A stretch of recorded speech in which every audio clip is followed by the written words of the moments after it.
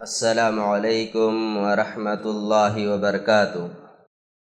الحمد للہ رب العالمین والصلاة والسلام علی رسولہ الکریم، اما بعد فاعوذ باللہ من الشیطان الرجیم، بسم اللہ الرحمن الرحیم۔ وما ينطق عن الهوى ان هو الا وحی یوحی۔ قابل احترام علماء کرام اور معزز سامعین کرام، انشاءاللہ العزیز آج کے اس درس میں آپ حضرات کے سامنے حدیث رسول کے حوالے سے کچھ باتیں رکھنے کی کوشش کروں گا۔ سب سے پہلے ہمیں یہ سمجھنا ہے کہ حدیث کسے کہتے ہیں۔ ہم اپنی زندگی میں بارہا سنتے ہیں، علماء ذکر کرتے ہیں اللہ کے رسول صلی اللہ علیہ وسلم کی حدیث ہے، پر سوال یہ ہے کہ حدیث کہا کسے جاتا ہے، کون کون سی چیزیں حدیث کے اندر شامل مانی جاتی ہیں۔ محدثین حدیث کی تعریف ذکر کرتے ہوئے کہتے ہیں کہ اللہ کے رسول صلی اللہ علیہ وسلم کی سیرت، عادت، اخلاق، صفت، تقریر، فعل یا قول، ان تمام چیزوں کو حدیث کہا جاتا ہے۔ سمجھانے کے لیے میں آپ کے سامنے مختصر طور پر یہ ذکر کر دوں کہ اللہ کے رسول صلی اللہ علیہ وسلم کے اخلاق کا اگر ذکر کیا جائے تو اسے بھی حدیث کہیں گے۔ آپ صلی اللہ علیہ وسلم کی صفات ذکر کی جائیں، آپ کے بال کس طریقے سے تھے اور اسی طریقے سے آپ کی داڑھی کس طریقے سے تھی تو اسے بھی حدیث کہیں گے۔ ایسے ہی اللہ کے رسول صلی اللہ علیہ وسلم کے سامنے صحابہ کرام نے کوئی کام کیا ہو اور آپ صلی اللہ علیہ وسلم نے اس کام سے انہیں منع نہ کیا ہو، روکا نہ ہو، اسے بھی حدیث کہا جاتا ہے۔ ایسے ہی اللہ کے رسول صلی اللہ علیہ وسلم نے کسی چیز کا حکم دیا ہو اپنے صحابہ کو، بعد میں پوری امت جس سے مخاطب ہو، اسے بھی حدیث کہیں گے۔ اور آپ صلی اللہ علیہ وسلم نے بذات خود کوئی کام کیا ہے تو اسے بھی حدیث کہا جائے گا۔ آپ اپنے ذہن میں یہ بات رکھیں، دین سمجھنے کے لیے، دینی مسائل کو سمجھنے کے لیے جس طریقے سے قرآن کریم حجت ہے، اسی طریقے سے حدیث رسول صلی اللہ علیہ وسلم حجت ہے۔ دونوں میں سے کسی ایک کا انکار کر کے ایک انسان مکمل طور پر اسلامی تعلیمات پر عمل نہیں کر سکتا، وہ مومن اور مسلمان نہیں ہو سکتا، وہ قیامت کے دن کامیاب انسان نہیں ہو سکتا۔ دین کو سمجھنے کے لیے اور دینی احکامات پر عمل کرنے کے لیے جس طریقے سے قرآن ضروری ہے، اسی طریقے سے حدیث رسول بھی ضروری ہے۔ اگر کوئی حدیث رسول کا انکار کرتا ہے تو وہ مسلمان نہیں ہے۔ قرآن کریم کے اندر اللہ رب العالمین نے کئی ساری آیتیں ذکر کی ہیں، جو آیتیں ہمیں صاف طور پر اس بات کا پیغام دیتی ہیں کہ اللہ کے رسول صلی اللہ علیہ وسلم کی اقتداء اور پیروی اور آپ کی باتوں کو ماننا ہر مسلمان پر واجب اور ضروری ہے۔ اللہ رب العالمین نے فرمایا قُلْ أَطِیعُوا اللَّهَ وَالرَّسُولَ فَإِن تَوَلَّوْا فَإِنَّ اللَّهَ لَا يُحِبُّ الْكَافِرِينَ۔ آپ ان سے کہہ دیجئے اللہ اور رسول کی اطاعت کرو، اور اگر وہ پیٹھ پھیریں تو یاد رکھیں اللہ رب العالمین کافروں کو پسند نہیں کرتا ہے۔ اس آیت کریمہ کے اندر اللہ رب العالمین نے جو بات ذکر کی ہے وہ یہ ہے کہ اللہ کے رسول کی اطاعت نہ کرنا، آپ کی باتوں سے منہ پھیرنا، یہ کافرانہ عمل ہے۔ اسی طریقے سے یہ آیت ہمیں یہ بتلاتی ہے، اس آیت کا سب سے پہلا حصہ اطیعوا اللہ، کہ ہمیں اللہ کی اطاعت کرنی ہے، یعنی قرآن کے اندر جو بھی باتیں موجود ہیں ان پر ہمیں عمل کرنا ہے، والرسول، اور رسول کی اطاعت کرو۔ آیت کا یہ حصہ ہمیں بتلاتا ہے کہ اللہ کے رسول صلی اللہ علیہ وسلم کی حدیثوں پر عمل کرنا بھی ہمارے اوپر واجب اور ضروری ہے۔ اسی طریقے سے اللہ رب العالمین نے فرمایا من یطع الرسول فقد اطاع اللہ، جس شخص نے رسول اکرم صلی اللہ علیہ وسلم کی اطاعت کی گویا کہ اس نے اللہ رب العالمین کی اطاعت کی۔ ایک طریقے سے نبی کے نقش قدم پر چلنا، نبی اکرم صلی اللہ علیہ وسلم کی باتوں کو ماننا، اللہ رب العالمین کی باتوں کو ماننا ہے۔ اور اسی کے الٹا آپ دیکھیں، اگر کوئی حدیث رسول کا انکار کرتا ہے تو کہیں نہ کہیں اس کے یہاں اللہ رب العالمین کی باتوں کا بھی انکار موجود ہے۔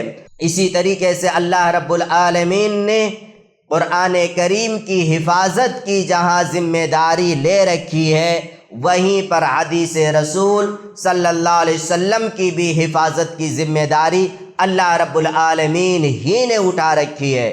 اللہ رب العالمین نے فرمایا اِنَّا نَحْنُ نَزَّلْنَا الذِّكْرَ وَإِنَّا لَهُ لَحَافِظُونَ، کہ ہم ہی نے ذکر کو نازل فرمایا اور ہم ہی اس کی حفاظت کرنے والے ہیں۔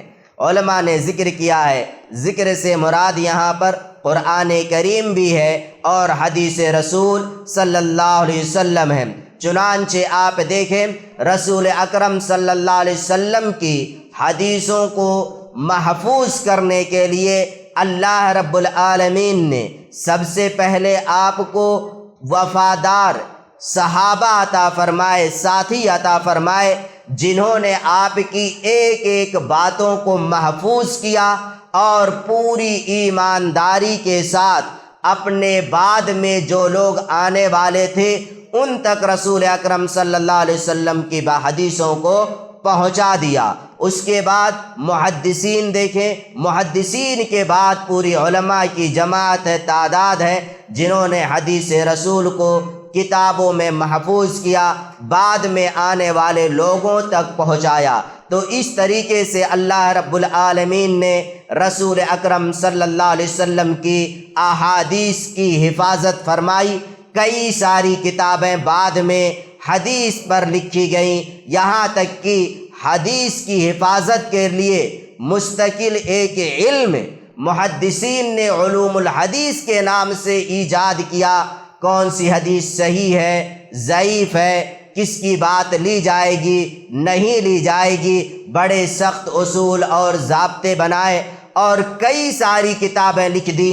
ایک دو کتابیں ہمیں نہیں، صحیح بخاری، صحیح مسلم، ابو داؤد، نسائی، ترمذی، ابن ماجہ، مسند احمد، موطا امام مالک، اس کے علاوہ سینکڑوں حدیث کی کتابیں ہمارے سامنے موجود ہیں۔ محدثین نے رسول اکرم صلی اللہ علیہ وسلم کی احادیث کو اس طریقے سے کتابی شکل میں ڈھالا اور اسے اپنے بعد میں آنے والے لوگوں تک پہنچا دیا۔ ایسے ہی میرے بھائیوں، حدیث رسول قرآن کریم کی وضاحت اور تشریح ہے۔ حدیث رسول قرآن کریم کی وضاحت اور تشریح ہے۔ اللہ رب العالمین نے فرمایا وَأَنزَلْنَا إِلَيْكَ الذِّكْرَ لِتُبَيِّنَ لِلنَّاسِ مَا نُزِّلَ إِلَيْهِمْ وَلَعَلَّهُمْ يَتَفَكَّرُونَ، کہ ہم نے جو چیز آپ کی طرف نازل فرمائی ہے قرآن کریم کو، جو ہم نے اتارا ہے آپ پر، اس وجہ سے تاکہ آپ اس کی باتوں کو، اس کے اندر جو مسائل ہیں، اس کے اندر جو احکامات ہیں، اس کی آپ وضاحت فرما دیں، لوگوں کے سامنے ذکر کر دیں۔ نماز ادا کرنا ہے، کتنی رکعت ظہر میں ہے، کتنی رکعت عصر میں ہے، مغرب میں، دیگر اوقات میں، رکوع، سجدہ، رکوع میں کون سی دعا پڑھنی ہے، قیام اللیل کیا ہے، کون سی سورت پڑھنی ہے، رکوع میں جائیں گے کون سی دعا پڑھیں گے، سجدے میں جائیں گے، یعنی نماز کے سارے مسائل،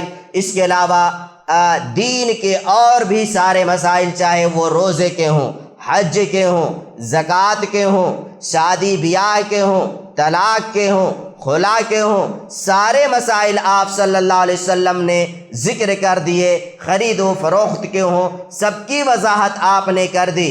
آپ دیکھیں، صرف قرآن کریم کو اگر کوئی شخص لازم پکڑتا ہے اور وہ شخص یہ دعویٰ کرتا ہے میں قرآن پر عمل کر کے آخرت میں کامیاب ہو جاؤں گا، ہماری نجات کے لیے صرف قرآن کافی ہے، حدیث رسول کی مجھے ضرورت نہیں ہے۔ کیوں؟ حدیث رسول میں شک ہے، اللہ کے رسول کی حدیث 1400 سال پہلے کی اب آ رہی ہیں، پتہ نہیں وہ حدیثیں صحیح ہیں کہ ضعیف ہیں، اللہ کے رسول کی وہ باتیں ہیں بھی کہ نہیں ہیں۔ اس وجہ سے اگر کوئی شخص ان باتوں کو ٹھکراتا ہے اور کہتا ہے صرف قرآن پر ہی عمل کرنا ہے، اسی سے ہم آخرت میں کامیاب ہو جائیں گے، تو اس کا یہ دعویٰ باطل ہے، وہ شخص جھوٹا ہے۔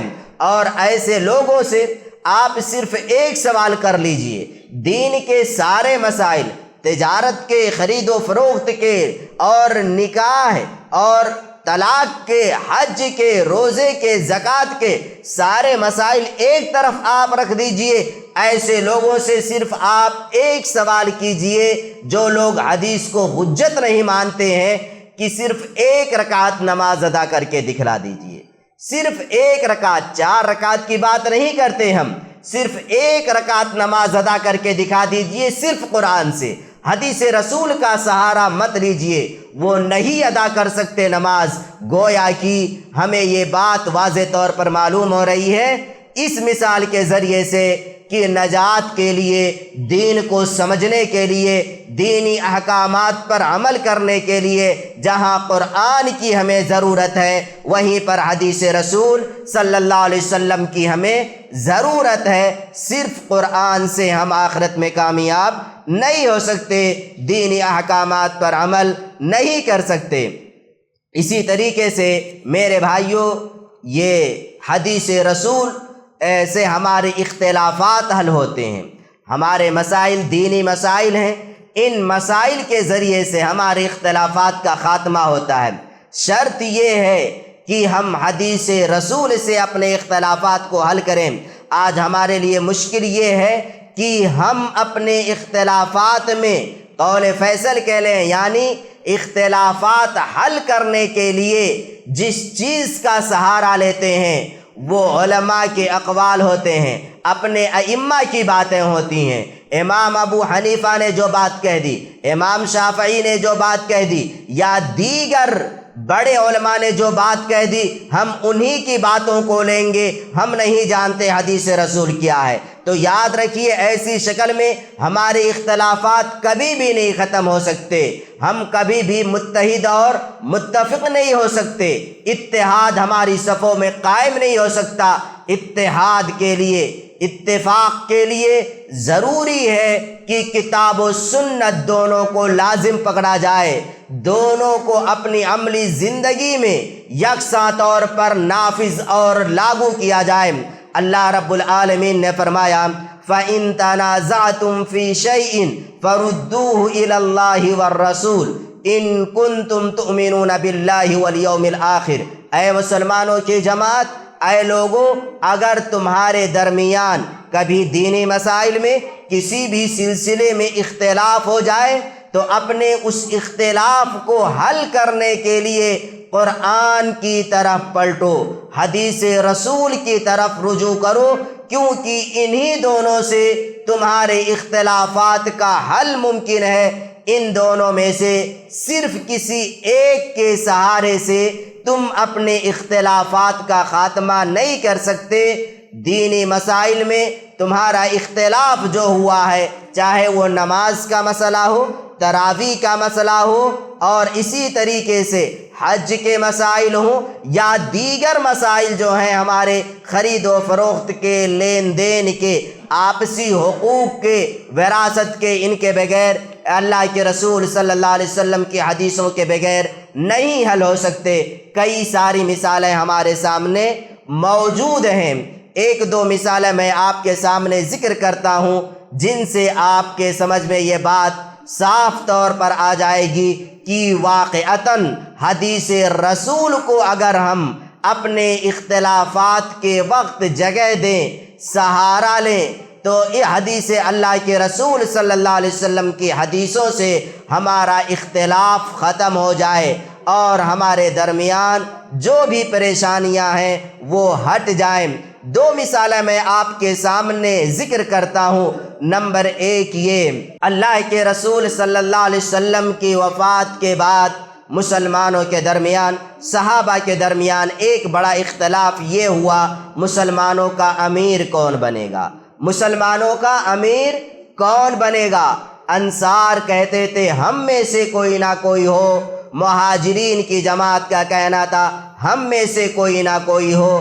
دونوں جماعتیں آمنے سامنے تھیں اور ہر جماعت اپنے ہی میں سے کسی نہ کسی کو امیر بنانے کے لیے بالکل تیار تھی، پر کوئی ایک ہی امیر ہو سکتا تھا، پر کون ہوتا؟ ایسے موقع پر ایک حدیث پیش کی گئی، الائمۃ من قریش، بہت مختصر حدیث ہے۔ جب یہ حدیث پیش کی گئی اس کے بعد میں ان کے اختلافات ختم ہو گئے، بیچ میں بہت ساری باتیں ہوئیں، اخیر میں جو اتفاق ہوا کہ اس حدیث کے آ جانے کے بعد قریش ہی میں سے کوئی نہ کوئی امیر ہوگا، چنانچہ ابو بکر صدیق رضی اللہ تعالیٰ عنہ کو امیر بنایا گیا، مسلمانوں کا خلیفہ بنایا گیا۔ اگر حدیث رسول نہ پیش کی جاتی تو پھر آپ بتائیں کہ یہ اختلاف کس طریقے سے حل کیا جاتا۔ ایسے ہی اگلی مثال آپ دیکھیں، رسول اکرم صلی اللہ علیہ وسلم کا انتقال ہوا۔ سوال یہ تھا رسول اکرم صلی اللہ علیہ وسلم کو دفن کہاں پر کیا جائے؟ بقیع الغرقد میں، مسلمانوں کے عام قبرستان میں، یا کہاں پر اللہ کے رسول صلی اللہ علیہ وسلم کی قبر کھودی جائے؟ مسلمانوں کے درمیان، صحابہ کے درمیان باتیں ہو رہی تھیں، حدیث پیش کر دی گئی کہ نبی کی قبر وہیں پر کھودی جاتی ہے، وہیں پر دفن کیا جاتا ہے نبی کو جس جگہ نبی کا انتقال ہوتا ہے۔ تو یہ دو مثالیں ہمارے سامنے آئیں، اختلاف ہوا صحابہ کے درمیان، حدیث رسول ذکر کی گئی، اس کے بعد میں ان کا اختلاف ختم ہو گیا۔ آج اگر ایسے ہی ہم لوگ اپنے اختلافات کے وقت ہماری صفوں میں، دینی مسائل میں اور بہت زیادہ تفصیل میں نہ جا کر کے صرف نماز کے مسائل لے لیں، صرف نماز کے مسائل، دن میں 5 وقت ہم نماز ادا کرتے ہیں، امام کے پیچھے سری نماز ہو، جہری نماز ہو، سورہ فاتحہ پڑھنا ہے یا نہیں پڑھنا ہے، آمین کہنا ہے کہ نہیں کہنا ہے، رفع الیدین کرنا ہے کہ نہیں کرنا ہے، اگر ہم یہ عزم کر لیں، یہ ارادہ کر لیں کہ ہمیں کسی کی بات کی طرف توجہ دینے کی ضرورت نہیں ہے، سیدھی سی بات ہے، آپ اگر کہتے ہیں رفع الیدین کرنا ہے تو حدیث پیش کر دیجئے، ہم مانیں گے، اور اگر آپ کہتے ہیں نہیں کرنا ہے تو نہ کرنے کی حدیث پیش کر لیجئے، مانیں گے، اختلاف ختم ہو جائے گا۔ آپ کے سامنے صاف اور صریح حدیثیں ملیں گی، امام کے پیچھے سورہ فاتحہ آپ کو پڑھنا ہے، آپ کو رفع الیدین کرنا ہے، آپ کو آمین کہنا ہے امام کے پیچھے، لیکن مشکل یہ ہے کہ ہم نے حدیث رسول صلی اللہ علیہ وسلم کو ایک کنارے رکھ دیا اور اپنے ائمہ کے جو باتیں تھیں، جو ان کے اقوال تھے، انہی کی طرف ہم نے توجہ دی۔ نتیجہ یہ نکلا کہ آج ہم کم سے کم تعداد میں ہونے کے باوجود بھی متحد نہیں ہیں، متفق نہیں ہیں، کیونکہ اللہ کے رسول صلی اللہ علیہ وسلم کی حدیثوں کو ہم نے اپنی زندگی کے ہر مسئلے کے حل کرنے کے لیے رہنما نہیں بنایا۔ اسی طریقے سے یاد رکھیے، اللہ کے رسول صلی اللہ علیہ وسلم کی حدیثوں کو اگر ہم مضبوطی کے ساتھ پکڑے رہیں گے تو کبھی بھی گمراہ نہیں ہو سکتے۔ انسان گمراہ اس وقت ہوتا ہے جب رسول اکرم صلی اللہ علیہ وسلم کی حدیثوں کو چھوڑ دیتا ہے۔ اللہ کے رسول صلی اللہ علیہ وسلم نے فرمایا، ترکت فیکم شیئین لن تضلوا بعدہما میں نے تمہارے درمیان دو چیزیں چھوڑی ہیں۔ اللہ کے رسول نے فرمایا میں اس دنیا سے جا رہا ہوں لیکن اپنے پیچھے دو چیزیں چھوڑ کر کے جا رہا ہوں، جب تک تم ان دونوں چیزوں کو مضبوطی سے تھامے رہو گے، پکڑے رہو گے، کبھی بھی گمراہ نہیں ہوگے، کبھی بھی بدعتوں کا شکار نہیں ہوگے، بدعتوں میں مبتلا نہیں ہوگے۔ لیکن اگر ان دونوں میں سے کسی ایک کو تم نے چھوڑ دیا تو ایسی شکل میں گمراہ ہو جاؤ گے۔ بدعتیں ہی بدعتیں تمہارے درمیان ہوں گی اور ان بدعتوں پر تم عمل کرو گے اور یہ سوچو گے کہ ہم بڑی بڑی نیکیاں کر رہے ہیں، اللہ رب العالمین کے یہاں ہم بخش دیے جائیں گے۔ نمبر 1 کتاب اللہ و سنتی، اے قرآن کریم ہے، اور دوسرا میری سنت یعنی میری حدیثیں ہیں۔ جب تک ان دونوں کو تم لازم پکڑو گے گمراہ نہیں ہوگے۔ ان دونوں میں سے کسی ایک کو بھی اگر تم نے چھوڑ دیا، ہم نے چھوڑ دیا، قرآن کو چھوڑ دیا تب بھی گمراہ ہو جائیں گے، قرآن کو پکڑا، حدیث رسول کو چھوڑ دیا تب بھی گمراہ ہو جائیں گے۔ آج اگر ہمارے درمیان نام رکھنے میں تو مسلمانوں کے نام رکھنے والے موجود ہیں، مسجدوں میں وہ حاضری دیتے ہیں، رب کی وحدانیت کا اقرار کرتے ہیں، اس کے باوجود بھی اگر گمراہیاں موجود ہیں، بدعتیں بڑی تعداد میں آج ہمارے معاشرے میں موجود ہیں، تو وجہ یہ ہے کہ ہم نے حدیث رسول صلی اللہ علیہ وسلم پر عمل نہیں کیا۔ آج لوگوں نے حدیث رسول صلی اللہ علیہ وسلم کو ٹھکرا دیا۔ جب لوگ حدیثوں کو ٹھکرائیں گے، جب لوگ حدیثوں پر عمل نہیں کریں گے تو پھر ایسی شکل میں گمراہی یقینی ہے، ایسی شکل میں وہ لوگ بدعتوں کا شکار ہوں گے۔ ایک بات میں آپ کے سامنے ذکر کر دوں کہ جب ایک انسان سنت رسول کو چھوڑتا ہے تو وہاں پر کوئی نہ کوئی بدعت لازمی طور پر آتی ہے۔ جب بھی ہم حدیث رسول کو چھوڑیں گے کسی بھی مسئلے کے اندر، کسی بھی معاملے میں اپنے زندگی کے، تو وہاں پر کوئی نہ کوئی بدعت لازمی طور پر آئے گی۔ اور یاد رکھیے ابلیس کو یہ بدعتیں سب سے زیادہ محبوب ہیں، ابلیس کو یہ بدعتیں سب سے زیادہ محبوب ہیں۔ ابلیس کو گناہ اتنا محبوب اور پسندیدہ نہیں جتنا کہ یہ بدعتیں پسندیدہ ہیں۔ معلوم ہے کیوں؟ وجہ یہ ہے ابلیس چاہتا ہے، شیطان یہ چاہتا ہے کہ میں لوگوں کو بدعتوں میں زیادہ مبتلا کروں، گناہوں میں کم۔ کیوں؟ انسان کوئی بھی بدعت کرتا ہے تو وہ اسے عبادت سمجھ کر کے کرتا ہے۔ کوئی بھی بدعت آپ دیکھ لیجئے، معاشرے کے اندر سینکڑوں بدعتیں ہیں، آپ ان کو دیکھ لیجئے، وہ بدعتیں لوگ ثواب سمجھ کر کے کرتے ہیں، عبادت سمجھ کر کے کرتے ہیں۔ اور جسے انسان ثواب سمجھ کر کے کرے، جسے انسان عبادت سمجھ کر کے کرے، اس سے بہت مشکل ہے کہ توبہ کرے۔ ہاں، گناہ انسان کرتا ہے، ایسی شکل میں اسے احساس ہو گیا، کسی نے سمجھا دیا تو وہ اس گناہ سے توبہ کر لے گا، لیکن انسان اس سے کیسے توبہ کرے جسے وہ عبادت سمجھ کر کے کر رہا ہے؟ تو بدعتوں سے توبہ کرنا یہ بہت مشکل کام ہوتا ہے۔ تو یہ کچھ باتیں حدیث رسول صلی اللہ علیہ وسلم کے حوالے سے میں نے آپ کے سامنے ذکر کی کہ اللہ کے رسول صلی اللہ علیہ وسلم کی حدیثیں بھی اسی طریقے سے حجت ہیں جس طریقے سے قرآن کریم حجت ہے۔ کسی کا بھی اگر ہم انکار کریں گے تو ایسی شکل میں ہم دین پر مکمل طور پر عمل نہیں کر سکتے ہیں۔ اللہ رب العالمین سے دعا ہے، الہ العالمین تو ہم تمام لوگوں کو کتاب و سنت پر مکمل طور پر عمل کرنے کی توفیق دے۔ الہ العالمین تو ہم تمام بھائیوں کو اپنے ہر اختلاف کا حل قرآن کریم سے اور حدیث رسول صلی اللہ علیہ وسلم سے حل کرنے کی توفیق دے، آمین۔ والسلام علیکم ورحمۃ اللہ وبرکاتہ۔ ایسے ہی فائدے مند اسلامک ویڈیوز دیکھنے اور منہج سلف پر کتاب و سنت کی تعلیمات کو عام کرنے میں ہمارا تعاون کرے تاکہ آپ کے لیے ذریعہ نجات، جنت کے حصول کا سبب، ساتھ ہی مال میں برکت و اضافے کا ذریعہ بھی بنے، آمین۔ جزاک اللہ خیرن۔